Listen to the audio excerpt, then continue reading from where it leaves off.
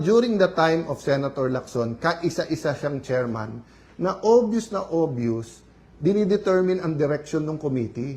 Siya na nagtuturo kung sinong guilty o hindi. Pati papunta sa DOJ, papunta sa ombudsman, di ba? Parang nagpapasahan. So, very clear yon, di ba? So, kung gusto niyo ng pampaputi, punta kayo kay Senator Lacson kasi magaling mag-whitewash. O, baka may may pampaputi, di ba? Pang public officials. Ang dami na banggit. So, dun sa inyo na nagtataka bakit ako inaaraw-araw ni Senator Lacson, di ba nasabi ko na kasi nabuko sila eh. So, kasi kung susundan nyo, hukayin nyo yung ibang mga video at mga statement ni Senator Lacson, dumating ang point, siya na yung sumasagot eh. Siya na nag-i-interpret ko ano sinabi ng mga witness. Siya na nagsasabing, etong witness na to, okay, eto hindi. Eto credible, eto hindi.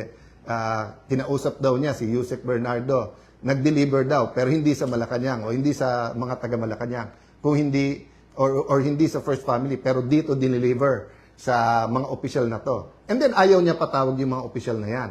So, kahit na po yung mga investigador sa PNP na 6 months pa lang nag-training, nag-uumpisa na, may simple yan na kung paano mo susundan yung ebidensya. Diba? So, napakaraming leads. So, ang question lang, gagawin natin ba to o hindi? O, bakit ito inuugnay sa impartial hearing? Kasi, kung ang gusto ng administrasyon, kalimutan muna natin lahat ng ibang corruption, impeachment muna kasi importante to. Then that's selective justice, di ba? Then that's discriminating, meaning any other corruption, okay na lang sa atin? Basta't dito na lang? Kasi, why? So, I mean, I won't go into the reasons, obvious naman, di ba? So, we have the rest of this week, we have next week. Why not call a Blue Ribbon hearing? Why not ask both the administration and the opposition sinong gusto niyong witnesses? Nung araw, ganun eh. Naging chairman ako ng Blue Ribbon Committee. Kahit sinong member na magsabing, sir, can we call ganyan? Kasi when you call a witness, so for example, kung 10 kami mag-attend, ako gusto ko magtanong sa 18 Marines. Di oras ko yun eh. Di ako magtatanong doon. Ngayon, may nasabi silang hindi sang-ayon. O di, magtanong sila. Kaya nagtataka nga ako kay Senator Erwin, ba't nagko-comment pa about the 18? Sabi niya, mag-inhibit siya. At si Senator Pangilinan na dapat ang mag-hearing dyan. Kasi kung ang sasabihin po natin ay, sige, we're getting organized. Okay, pero sasabihin nyo, oy, tapusin natin impeachment, wala munang Blue Ribbon hearing. Sandali lang. Napakalaki, mas malaki yung pinag-uusapan nating amounts eh. Di ba? Parang bundok versus... So, yung pag-uusapan sa impeachment, hindi ko mamaliitin yon. Pero kung ano man ang pag-uusapan natin sa corruption compared sa impeachment, it is at the very least as important. But in terms of volume of the money lost, napakalayo. Di ba? So ang point ko po, kailangan nakakapag-multitask tayo. Di ba? Kaya nga dinidistract eh. Kaya nga inaaraw-araw ko ni Senator Lacson, sasabihin niya, move on, tapos siya din ang hihirit. Ang daming, i-explain ko yon yung sinasabi niyang hindi statesman. Ang i-explain ni Senator Lacson ito. Kasi ako, 2007, naging chairman ako ng Blue Ribbon Committee. Before that, 3 terms akong congressman. So, although nung congressman ako, nababantayan ko lang yung Blue Ribbon Committee, pero hindi naman ako nakapag-participate. But from 2007 until recently, nababantayan ko at active ako dyan. Halos lahat ng naging chairman dyan, sinusundan ng ebidensya. Halos lahat ng naging chairman dyan sa Blue Ribbon Committee. May reklamo ka man, hindi nila sasabihin committee de absuelto or iwa-whitewash, di ba?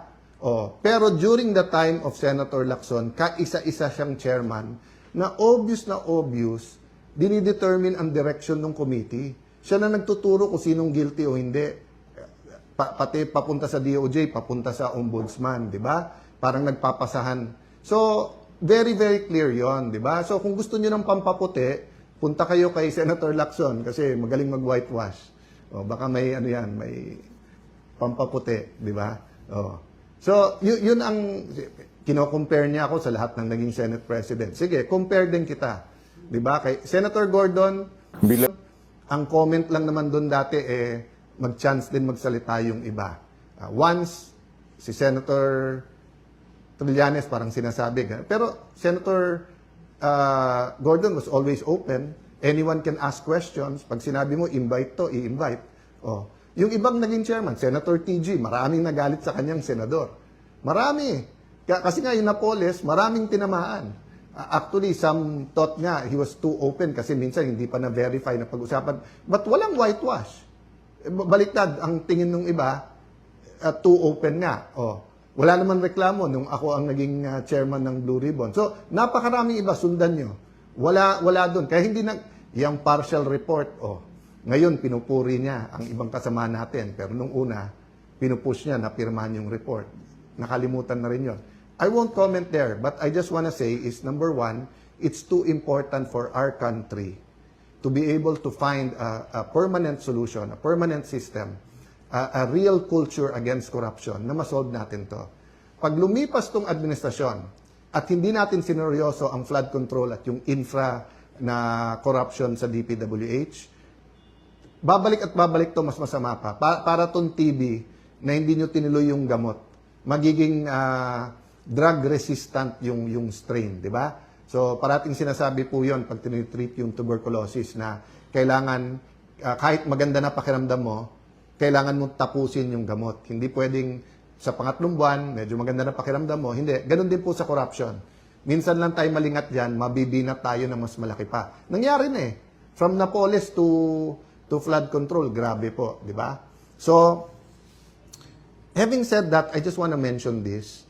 We can't keep saying change, then we just change administrations, change presidents, change ombudsman, change Senate president. We have to change the political culture. We have to change our values. We have to change the foundations of what we call governance and values sa governance. So, I'm inviting everyone, total marami na tayo sa page na to. Kung may ideas po kayo, let's put together a Philippine agenda.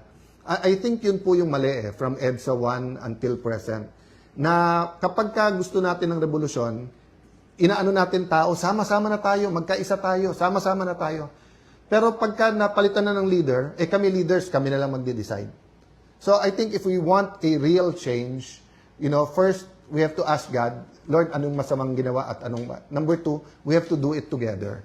So, special mention ko lang yung Tindig Pilipinas. So, di ba, yung grupo nila, Kiko, D, nag-file sa ombudsman. So, na-receive namin today. Kausapin ko pa lawyers ko, pero alam ko na, sinabi ko na sagot ko dyan. But I just want to congratulate them for doing the job for the administration. Alam ko naman na nung ginawa ko to, sunod-sunod na mga kaso ang pupunta sa amin. Sanay na kami dyan, di ba? Sinabihan yung mga senador, pag hindi kayo malis, kakasuhan, pagka hindi kayo... Basta, so, ang point ko lang, just remember who you are, Kiko, di ba? Kiko D. Aquino ka, hindi ka Kiko D. Marcos, di ba? So, don't get instructions from the administration.